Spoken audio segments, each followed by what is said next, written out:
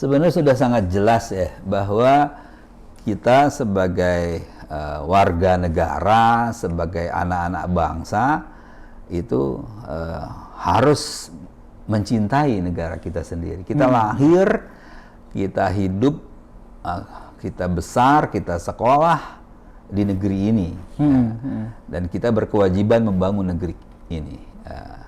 Apalagi kalau kita pandang dari ajaran agama Islam. Ya.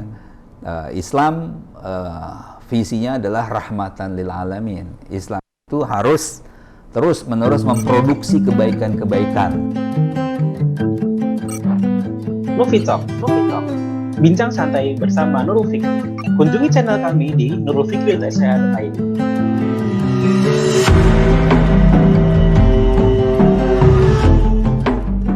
Bismillahirrahmanirrahim. Assalamualaikum warahmatullahi wabarakatuh. Bagaimana kabar hari ini, sahabat Nurul Fikri? Mudah-mudahan Bapak Ibu, teman-teman sekalian semua senantiasa sehat selalu dalam lindungan Allah SWT. Pada kesempatan hari ini, saya Davi selaku host agenda podcast Nurul Fikri hari ini, kita akan kedatangan tamu yang istimewa pada hari ini, insya Allah. Kalau sebelum-sebelumnya kita menghadirkan ada guru, ada psikolog, mungkin ada beberapa tamu yang istimewa lainnya. Nah, hari ini luar biasa agendanya. Nah, kita akan kehadiran Ketua Yayasan Pendidikan dan Pemberdayaan Umat Nurul Fikri, dan beliau juga aktif di anggota DPR RI Komisi 10 yang menangani tentang pendidikan, kepemudaan, olahraga, perpustakaan, pariwisata, dan ekonomi kreatif. Nah, beliau adalah Dr. Haji Fahmi Alaidrus. Assalamualaikum, Ustaz. Waalaikumsalam warahmatullahi wabarakatuh. Sehat, Ustaz? Alhamdulillah, Masya Allah.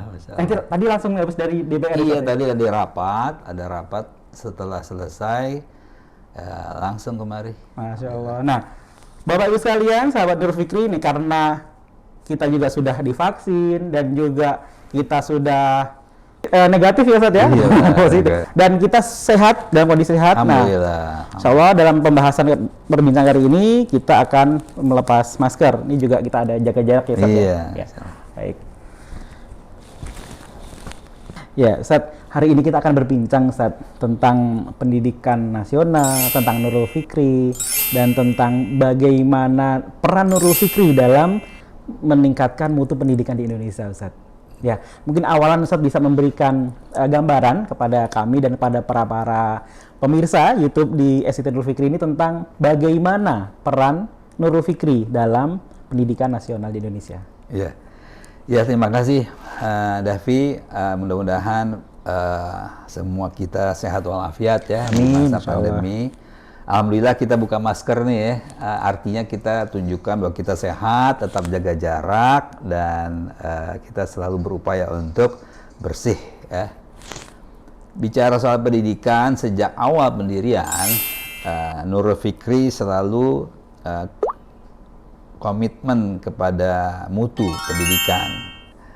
Jadi kita berupaya untuk menghadirkan lembaga pendidikan yang berorientasi pada pembinaan karakter anak didik kita. Iya.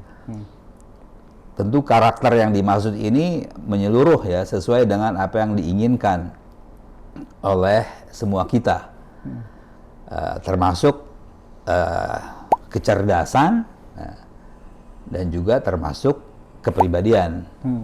Kalau dalam bahasa undang-undangnya cerdas dan takwa gitulah ya. Nah, kita berupaya untuk menampilkan satu model sekolah yang mampu memberikan pendidikan bagi putra-putri kita yang perlahan-lahan ya, sesuai dengan tahapan perkembangan usianya, mulai dari TK, bahkan mulai dari playgroup ya. Terus ke jenjang usia SD, SMP, dan SMA. Itu selama sekian belas tahun itu kita menerapkan pendidikan yang sesuai dengan kaidah-kaidah ilmu pendidikan yang modern, tetapi juga berpijak kepada nilai-nilai pendidikan yang sudah ditanamkan oleh para pendiri bangsa kita, oleh para tokoh-tokoh dan pakar pendidikan kita seperti Ki Hajar Dewantara misalnya. Dan yang lebih penting lagi tentu berpijak pula pada pesan-pesan pendidikan yang ada di dalam agama kita. Nah, itu kita ramu sedemikian rupa sehingga kita sebutlah kemudian sekolah kita menjadi sekolah Islam terpadu. Nah, sekolah Islam terpadu ini maksudnya adalah bagaimana kita mencoba untuk memadukan semua sumber daya yang ada di sekitar kita, termasuk di dalam diri anak didik kita, agar semua sumber daya itu bisa bersatu padu, kemudian memberikan kesan-kesan, kalau bahasa Melayu atau bahasa Malaysia itu pendidikan yang berkesan, pendidikan yang efektif. Ya. Itu yang kita coba kembangkan, dan kita mencoba mengadop atau meniru lembaga-lembaga pendidikan lain yang sudah berhasil, baik di luar negeri maupun di dalam negeri. Lalu kita coba kembangkan di SD, SMP, dan SMA Nurul Fikri, termasuk juga di TK ya. TK, ya. Dan alhamdulillah sudah 28 tahun. Hampir 30 tahun. Hampir 30 tahun. Hampir 30 tahun. Dan tidak ada kata berhenti Nah, itu di dalam upaya mengembangkan mutu pendidikan ini. Karena memang semakin ke depan tantangan semakin luar biasa, baik itu perkembangan teknologi maupun berbagai macam situasi dan kondisi yang sangat luar biasa menantang. Nah, disinilah perlu sikap apa tuh, continuous improvement ya. Artinya berupaya untuk terus-menerus mengembangkan mutu pendidikan kita. Nah, semangat inilah yang kemudian kita coba tularkan kepada teman-teman lain, terutama di kalangan sekolah-sekolah yang dikelola oleh umat Islam dan juga dikelola oleh yang lain. Kita bergandengan tangan untuk bersama-sama memajukan lembaga pendidikan kita. Nah, diharapkan ini akan menjadi salah satu semacam model atau mungkin stimulus untuk kita bersama-sama membangkitkan mutu pendidikan kita secara nasional. Luar biasa nih Ustadz ya. Nah, kira-kira mimpinya seperti itu ya, walaupun mungkin perlu puluhan tahun. Iya, ini udah hampir 30 tahun Ustadz ya. Betul. Iya. Nah, kalau berbicara mutu pendidikan itu kan nggak jauh dari bisa jadi kalau kita bilang ada kurikulumnya, ada kekhasan mungkin Ustadz. Iya. Sekolah Islam terpadu, terutama Nurul Fikri Ustadz, kalau berbicara kekhasan sekolah, bedanya dengan sekolah-sekolah mungkin pada umumnya gitu gimana Ustadz? Sebenarnya yang namanya kurikulum itu kan dia berkembang. Ya. Tidak ada kurikulum yang stuck ya, atau dia kaku gitu. Dia selalu berkembang. Maka dikenal dengan istilah curriculum development. Bahkan di negara kita atau secara nasional, kurikulum itu mengalami perubahan. Sesungguhnya kalau kita ingin lebih bijak, perubahan yang mengarah kepada perkembangan, disesuaikan dengan kondisi zaman. Artinya kurikulum itu bukan sesuatu yang kaku, bukan sesuatu yang statis, dia dinamis. Begitu juga yang dianut oleh Nurul Fikri. Sesungguhnya kurikulum yang ada di Nurul Fikri itu juga mengikuti perkembangan zaman, apalagi sekarang, zaman sekarang. Hanya saja ada satu hal yang tidak kita akan lewatkan, selalu menghidupi kurikulum Nurul Fikri, selalu memberi ruh, selalu memberi spirit bahwa kurikulum itu harus berpijak kepada nilai-nilai luhur, nilai-nilai agama, karena kita meyakini bahwa sesungguhnya yang paling mengerti tentang manusia itu adalah Sang Pencipta, Allah Subhanahu wa Ta'ala. Maka kita akan selalu mencari pijakan dari nilai-nilai agama, dalam hal ini nilai-nilai Islam. Nah, disitulah kemudian kita memberikan penguatan, pengayaan, pencerahan kepada semua kurikulum dengan nilai-nilai Islam tadi. Itu yang kemudian bisa kita sebut salah satu makna terpadu itu adalah memadukan, mengintegrasikan nilai-nilai transcendence atau nilai-nilai agama atau nilai-nilai Islam ke dalam seluruh kurikulum, baik konten maupun pendekatannya, baik konten maupun pembelajarannya. Gitu. Artinya kurikulum utama tetap kita mengacu pada kurikulum nasional, tentu, Ustaz, ya. tentu. Ya. Dalam pelaksanaannya, nah ini ada pengembangan, ada modifikasi dan sebagainya. Salah satu yang kita selalu kawal itu tadi integrasi nilai. Tetapi kan ada juga hal-hal yang lain. Ya, hal-hal yang lain kita sesungguhnya ini juga menjadi semangat dari seluruh pihak, termasuk di negara sekalipun, yaitu bagaimana kurikulum ini mampu memicu dan memacu keterampilan belajar sebagai sebuah skill. Artinya dengan kurikulum yang ada diharapkan perlahan-lahan anak didik menjadi mandiri, menjadi pembelajar yang baik, menjadi pembelajar yang berketerampilan gitu ya. Nah, salah satu yang kita dorong adalah tentu dalam konteks cara berpikir. Cara berpikir. Kita inginkan agar anak-anak kita itu memiliki kemampuan dan keterampilan berpikir yang produktif. Dan ini sesuai dengan spirit Nurul Fikri. Nah, Nurul Fikri itu kan akal pikiran yang bergelimangan cahaya. Maksudnya adalah agar anak-anak kita selalu terbiasa berpikir secara produktif. Apa itu berpikir produktif? Tentu berpikir yang selalu berpijak kepada cara-cara yang mencari tahu, kemudian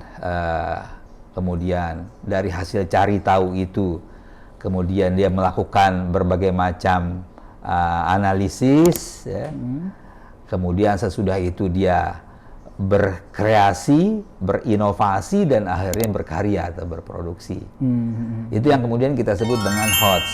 Oh iya. Pendekatan pembelajaran HOTS. Apa itu HOTS? Higher Order Thinking Skill. Iya. Keterampilan berpikir tingkat tinggi. Nah, puncak dari berpikir tingkat tinggi itu adalah berkarya, menghasilkan sesuatu untuk kebaikan, untuk kemaslahatan.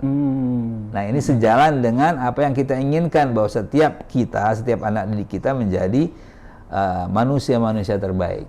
Kata Nabi kan, sebaik-baik manusia adalah yang paling banyak memberi manfaat. Khairun nas anfa'uhum linnas. Dan itu hanya bisa kalau dia memiliki keterampilan atau kemampuan berpikir produktif. Nah, makanya kalau dilihat memang kalau pembelajaran di Nurul Fikri itu inovatif ya Ustaz ya, bervariasi. Jadi nggak monoton lah ya dibandingkan dengan mungkin model pembelajaran yang konvensional yang lainnya. Nah, saya pernah dengar Ustaz di Nurul Fikri itu ada SMART ya. Tadi kalau dikaitkan dengan tadi ada Ustaz menyampaikan tentang ada karakter, ada HOTS gitu. Nah, bagaimana kaitannya dengan SMART itu Ustaz sebagai latar profile ya bagi siswa Nurul Fikri Ustaz? Iya. Jadi kita semua sudah mencoba untuk menghimpun berbagai jenis karakter yang diperlukan oleh siswa, oleh anak-anak kita untuk kemudian menjadi bekalan mereka hidup menghadapi tantangan dunia, tantangan kehidupan, tantangan zaman. Nah, dari berbagai macam karakter yang ada, termasuk keterampilan berpikir, keterampilan bekerja, dan seterusnya di abad 21 ini, maka kita rumuskan di dalam kumpulan karakter yang kita sebut dengan SMART. Gitu. SMART itu kan akronim dia. Ya, SMART itu walaupun artinya SMART adalah cerdas ya, tapi SMART itu bagi Nurul Fikri adalah sebuah akronim, kumpulan dari sejumlah karakter yang menjadi tekad kita untuk melukiskan karakter itu kepada anak didik kita. Apa itu smart kan begitu jadi. Iya. Smart itu S. S itu adalah soleh. Nah ini tentu kita inginkan anak didik kita yang pertama dan utama menjadi anak yang soleh. Anak yang soleh itu artinya anak yang beriman kepada Allah, yang bertakwa kepada Allah. Dia selalu taat kepada perintah-perintah Tuhan, perintah Allah Subhanahu Wa Taala, menjauhi segala larangannya begitu. Ya bertakwalah gitu ya. Nah, tentu di situ ada hal pendidikan akidah, pendidikan tauhid. Kemudian juga ada pendidikan ibadah agar dia mau dan mampu melaksanakan ibadah, sholat, berpuasa, berzikir, berdoa, membaca Al-Quran dan seterusnya. Luar biasa, sejumlah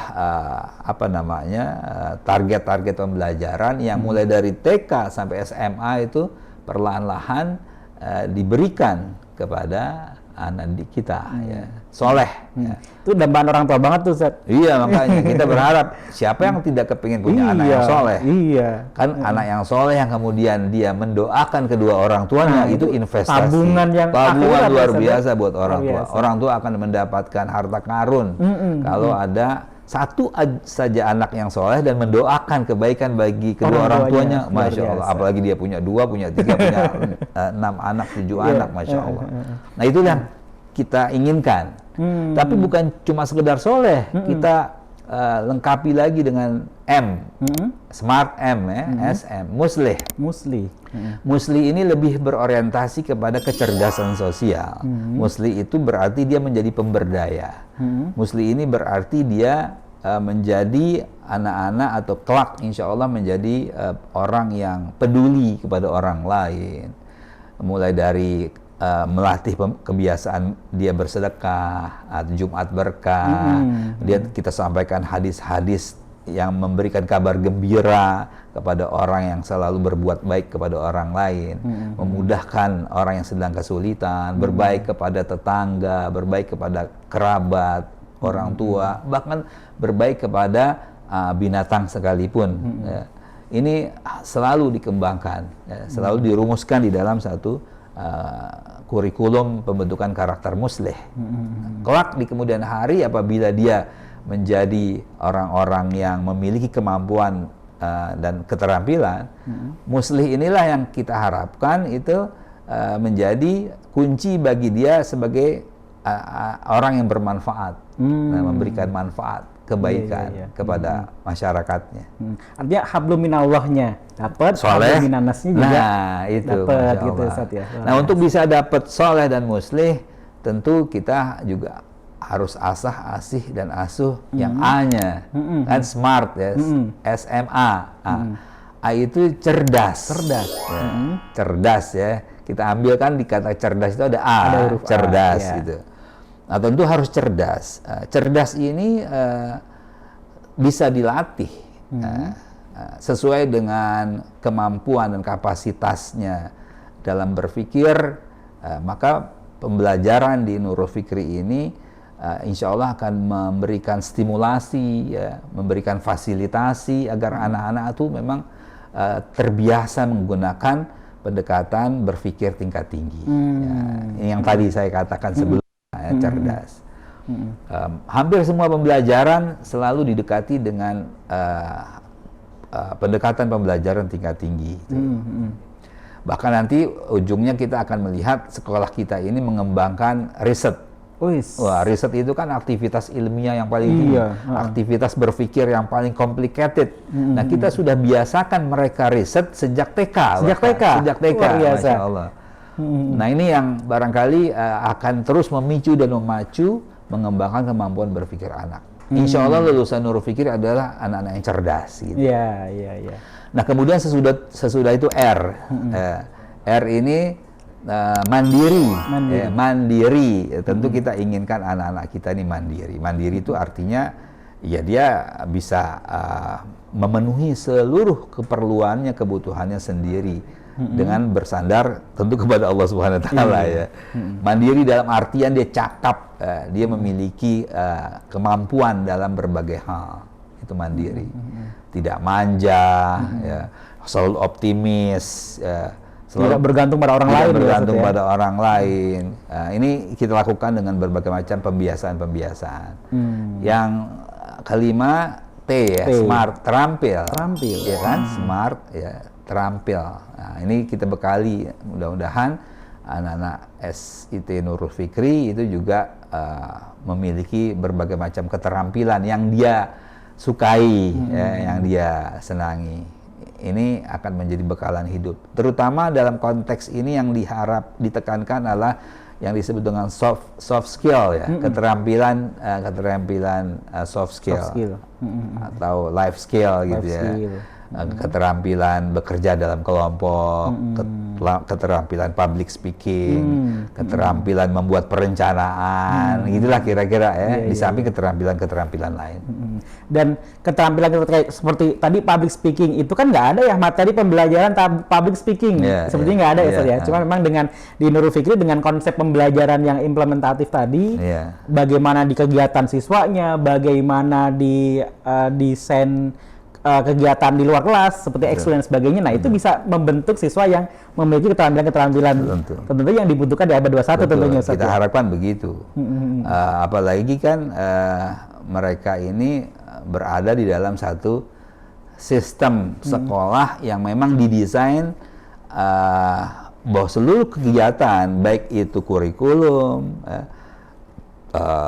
kita sebut kemudian dengan ekstrakurikulum ataupun ko-kurikulum, pokoknya berbagai macam kegiatan yang ada itu diharapkan itu terbagi habis untuk mencapai target SMART tadi, gitu ya. Atau kalau saya balik, SMART itu kemudian akan dipenuhi dengan berbagai macam kegiatan yang ada di sekolah Nurul Fikri. Berarti kalau kebayang tuh Ustaz, kegiatan siswanya banyak banget ya Ustaz ya. Ya itu mudah-mudahan memang itu bisa mencapai target yang diharapkan ya Ustaz ya, untuk menghasilkan siswa yang smart tadi ya. Kan bertahap nggak semua diberikan secara langsung kan berjenjang tuh dari TK sampai SMA kelas 3. Nah, itu berapa tahun tuh ya? 12 tambah 3, 14 atau 15 tahun. Itu kan rentangan yang cukup panjang. Kalau kita benar-benar melakukan pendekatan pendidikan yang efektif, maka lulus SMA dia sudah dewasa. Sudah, kalau bahasa Islamnya sudah mukallaf. Artinya sudah siap menjadi orang-orang yang mampu melaksanakan berbagai macam perintah agama, dan sebagai warga negara kan juga dia siap menjadi warga negara yang baik karena mandiri tadi dan seterusnya. Gitu. Ini dambaan orang tua banget tuh Ustaz. Misalnya nih, jadi dokter yang hafalan Qur'annya banyak, luar biasa tuh ya. Dia menjadi seorang misalnya pengacara, tapi dia juga punya hafalan Qur'an, kemudian soleh, itu dambaan orang tua banget ya seperti itu. Ya, nah Ustaz, terkait dengan tadi smart itu tadi Ustaz, kan jenjangnya itu dari TK sampai SMA ya Ustaz ya. Kalau ada program-program tertentu gitu Ustaz yang khas gitu dari smart itu di sekolah gitu? Ini kan semua sangat bergantung kepada situasi dan kondisi ya. Contoh misalnya sekarang dalam kondisi pandemi ya, kita terpaksa kan harus belajar dari rumah, daring. Kemudian mudah-mudahan ke depan ini kita bisa hibrid ya, bisa bauran disebutnya, atau campuran antara daring dan kombinasi. Ini situasi pandemi.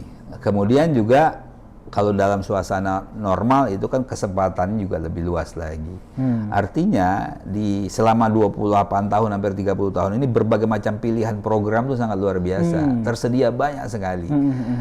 Dari awal saya sudah sampaikan bahwa sesungguhnya sumber dan media belajar di sekitar kita itu sangat luas, terbuka. Dalam konteks digital saja itu sumber belajar kita itu terbentang di seluruh dunia. Baik di bumi maupun di luar bumi sana, ya kan? Iya. Kalau kita mau mengajak anak-anak ke museum di Mesir misalnya, tinggal klik lah, ya kan? Atau mau jalan-jalan ke Niagara Falls, melihat kehebatan dunia itu sambil mempelajari ilmu tentang gravitasi, kan kita bisa lihat juga. atau ke perpustakaan di mana, bahkan di Harvard University misalnya, atau perpustakaan di Madinah misalnya, kan bisa juga sekarang gitu. Banyak, termasuk nanti ketika suasana sudah normal, kita bisa berkunjung ke berbagai berkunjung ke pabrik atau berkunjung ke instansi pemerintah, bahkan ke kantor desa atau ke kantor kelurahan, itu menjadi sumber belajar, atau ke kantor DPR untuk melihat bagaimana proses-proses demokrasi, misalnya untuk anak SMP atau SMA gitu. Itu program-program yang menurut saya sangat sering dilakukan oleh Nurul Fikri. Artinya tidak melulu tuh belajar di kelas gitu Ustadz ya. Jadi programnya pembelajaran sangat variatif ya. Betul. Sehingga anak-anak juga mereka ketika belajar itu nggak bosen. Kemudian juga menyenangkan ya pas pembelajarannya. Tidak bosan, menyenangkan, tapi juga menantang. Jangan cuma diberikan pembelajaran yang menyenangkan, nanti mereka manja. Karena dunia ini yang dihadapi bukan hal-hal yang selalu menggembirakan dan menyenangkan. Anak-anak juga harus siap menghadapi berbagai macam situasi yang menantang dan menekan. Mental mereka harus kuat menghadapi berbagai macam tantangan. Sehingga bukan hanya yang menyenangkan. Dulu di awal-awal mungkin kita pernah tergiur dengan pembelajaran yang menyenangkan. Sesungguhnya harus berimbang, menyenangkan dan menantang. Anak-anak harus terbiasa dengan situasi belajar yang juga menuntut kerja keras mereka, menuntut mereka bertahan dalam suasana kebosanan. Tetapi di sisi lain mereka juga terpompa semangatnya, itu dikombinasi. Ya, itu dinamika belajar yang inilah ya. Jadi proses pembelajaran tuh terutama kan kalau di ujung tombak pembelajaran guru ya, nah itu peran guru luar biasa tuh di situ tuh. Makanya modalitas atau modus pembelajaran kan juga harus bervariasi, harus visual, harus auditori, harus kinestetis, itu harus terus-menerus diolah ya oleh guru-guru kita sedemikian rupa sehingga anak-anak tadi tidak bosan, menyenangkan dan menantang sekaligus. Ya, nah Ustadz, Nurul Fikri sebagai salah satu sekolah di Indonesia, Ustadz tentunya juga berperan juga dalam peningkatan mutu pendidikan di Indonesia, Ustadz. Nah, bagaimana tentang memberikan pemahaman, memberikan bekalan kepada peserta didik terutama tentang jiwa nasionalisme kepada peserta didiknya, atau mungkin bagaimana pandangan Nurul Fikri terkait dengan nasionalisme sendiri, Ustadz? Iya, sebenarnya sudah sangat jelas ya bahwa kita sebagai warga negara, sebagai anak-anak bangsa itu harus mencintai negara kita sendiri. Kita lahir, kita hidup, kita besar, kita sekolah di negeri ini, dan kita berkewajiban membangun negeri ini. Apalagi kalau kita pandang dari ajaran agama Islam. Islam visinya adalah rahmatan lil alamin. Islam itu harus terus-menerus memproduksi kebaikan-kebaikan, apalagi buat negara. Nah, kemudian kita juga paham, kita ajarkan dalam sejarah bahwa negeri kita ini dilahirkan atau dimerdekakan dari belenggu penjajahan yang sangat-sangat membuat kita menderita, yang membuat kita sangat bergantung pada pihak lain. Ini sudah diperjuangkan luar biasa oleh para pendiri bangsa, oleh para pahlawan, oleh para ulama-ulama, oleh para santri-santri, oleh semua pihak yang sedemikian rupa berhasil menjadikan bangsa kita menjadi bangsa yang mandiri, bangsa yang merdeka. Nah, sudah barang tentu kemudian selanjutnya kita yang lahir dan besar di era pasca kemerdekaan kan berkewajiban menjadikan negara kita ini yang sangat luar biasa kaya, wilayah geografisnya juga Masya Allah luar biasa, terbentang luas dari Sabang sampai Merauke, dari Pulau Miangas sampai Pulau Rote, itu luar biasa, 17.000 pulau. ini harus benar-benar kita jaga, harus kita cintai. Bagaimana caranya? Ya caranya kita belajar sedemikian rupa sehingga kita bisa menjadi orang-orang yang memberikan kontribusi yang positif, produktif buat negara kita. Pijakan kita sudah sangat jelas, yaitu Pancasila sebagai dasar negara kita yang sudah sama-sama kita sepakati, dan nilai-nilai dalam Pancasila itu luar biasa hebat ya, dan sangat berkesesuaian dengan nilai-nilai Islam. Dan juga Undang-Undang Dasar 45. Ini dua pegangan yang menurut saya harus kita jadikan pijakan dan rujukan buat kita untuk menempa spirit dan jiwa nasionalis bagi anak-anak didik kita, insya Allah. Nah, Ustadz, kan tadi sudah dipaparkan ya, ada smart, ada juga tentang filosofi, Nurul Fikri, kemudian ada pencapaian harapan, pencapaian untuk para siswa yang luar biasa. Faktor kuncinya apa, Ustadz, untuk mencapai itu semua, Ustadz? Tentu saja yang paling utama tetap manusia.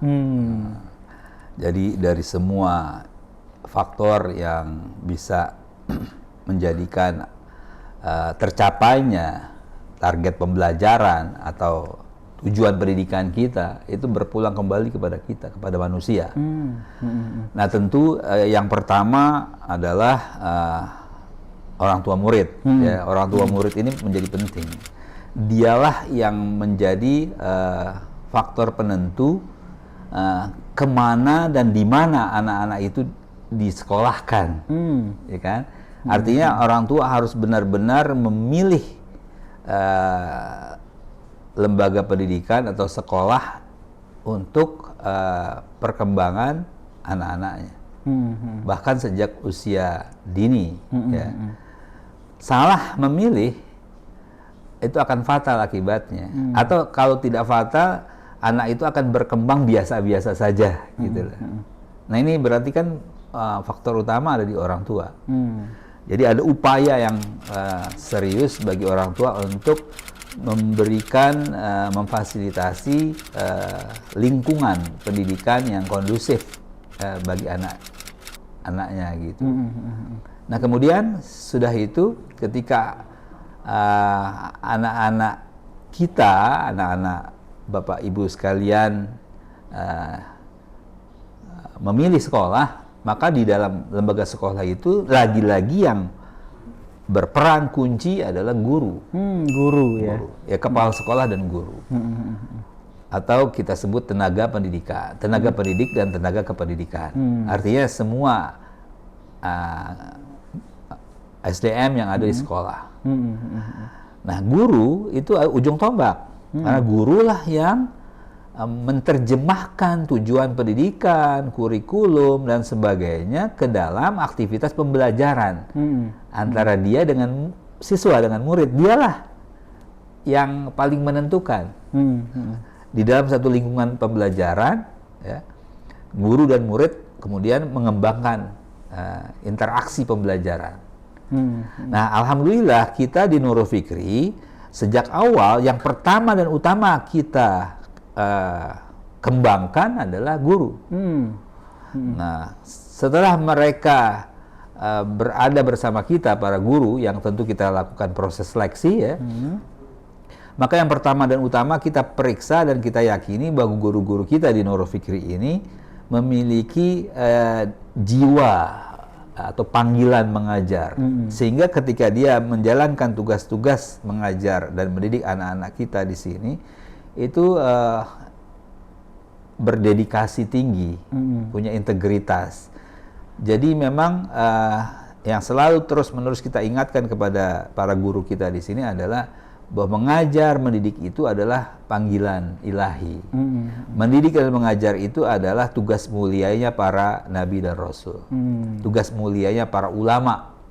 Jadi kalau kita ikhlas dan punya motivasi yang luhur dalam mengajar dan mendidik anak-anak kita, maka sesulit apapun, seberat apapun, dalam kondisi bagaimanapun mereka akan tegar. Mereka akan tetap berupaya menjalankan amanahnya. Di samping terus-menerus berupaya untuk meningkatkan kemampuannya sebagai seorang guru gitu. Nah, inilah hal yang selalu terus-menerus kita jaga di Nurul Fikri. Luar biasa. Alhamdulillah sejauh ini selama 28 tahun kita punya guru-guru yang hebat. Guru-guru yang hebat. Alhamdulillah. Luar biasa. Iya. Ada guru yang dari pertama Nurul Fikri berdiri sekarang masih ngajarin sini juga. Betul, itu menunjukkan Luar biasa. betapa istiqomahnya mereka, betapa luar biasanya mereka, tidak pernah bergeming ya, artinya tidak pernah bergeser niat dan dedikasinya, selalu setia menunaikan amanah. Bahkan anak didik mereka tuh sudah banyak yang jadi orang ya, sudah punya posisi yang bagus, jadi anak-anak soleh, anak-anak muslih gitu. Punya anak dan seterusnya, Masya Allah luar biasa. Jadi insya Allah anak-anak kita amanlah ya berada di asuhan atau didikan guru-guru yang mukhlis, yang ikhlas itu insya Allah. Oke. Ya, luar biasa nih Bapak Ibu sekalian nih, yang mungkin lagi bingung-bingung cari sekolah, yang lagi mikir-mikir nyari sekolah, tadi sudah dipaparkan tentang bagaimana sekolah Islam terpadu Nurul Fikri, konsepnya, latar belakangnya, dan juga implementasi programnya ya. Nah, ini cukup menarik Bapak Ibu sekalian. Ya, closing Ustadz, mungkin ada yang mau disampaikan bagi para orang tua siswa terutama atau orang tua yang sedang nyari sekolah Ustadz? Iya. Jadi Bapak Ibu sekalian, sesungguhnya tugas utama dan tugas mulia kita adalah menjadikan anak-anak kita menjadi anak-anak yang soleh ya tentu saja. Atau dalam bahasa agamanya, dalam bahasa Al-Quran yang selalu kita berdoa adalah menjadikan putra-putri kita ini pemimpin-pemimpin yang muttaqin. Rabbana hablana min azwajina wa dzurriyyatina qurrata a'yun waj'alna lil muttaqina imama. Oleh karena itu, jangan salah memilih tempat tumbuh dan berkembangnya anak-anak kita. Sekolah Islam terpadu Nurul Fikri insya Allah atas izin Allah siap bekerja sama dengan Bapak Ibu sekalian untuk mendidik putra-putri kita menjadi putra-putri yang imamil muttaqin insya Allah, sebagaimana yang selama ini sudah kita laksanakan selama 28 tahun. Mudah-mudahan pilihan Ibu tidak salah, dan tentu saja kerjasama Bapak Ibu dengan kami di sini insya Allah akan menjadi kerjasama yang penuh berkah insya Allah, terutama buat putra-putri kita. Demikian. Ya, terima kasih jazakumullah khair Ustadz Fahmi atas kesediaannya untuk hadir di bincang-bincang santai kita pada kesempatan hari ini. Ya, mudah-mudahan apa yang kita bicarakan tadi membawa manfaat buat kita semuanya, terutama nih Bapak Ibu, Ayah Bunda yang mungkin sedang mencari sekolah, yang mungkin sedang pengen tahu nih tentang bagaimana sih Nurul Fikri gitu ya. Nah, Bapak Ibu bisa menyimak obrolan kita di YouTube channel Sekolah Islam Terpadu Nurul Fikri ya. Demikian Bapak Ibu sekalian bincang-bincang kita pada kesempatan hari ini, mudah-mudahan bermanfaat, dan jangan lupa subscribe YouTube SIT Nurul Fikri untuk mendapatkan informasi-informasi penting lainnya tentang Sekolah Islam Terpadu Nurul Fikri. Dan jangan lupa juga follow Instagram @sit_Nurul Fikri. Saya Davi, sampai ketemu lagi di lain waktu, lain kesempatan. Mudah-mudahan sehat selalu Bapak Ibu sekalian. Wassalamualaikum warahmatullahi wabarakatuh. Waalaikumsalam warahmatullahi wabarakatuh.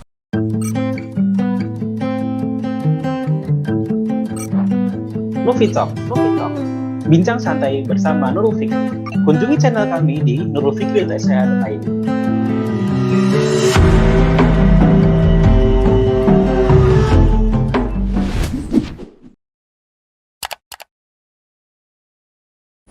Daftar sekarang.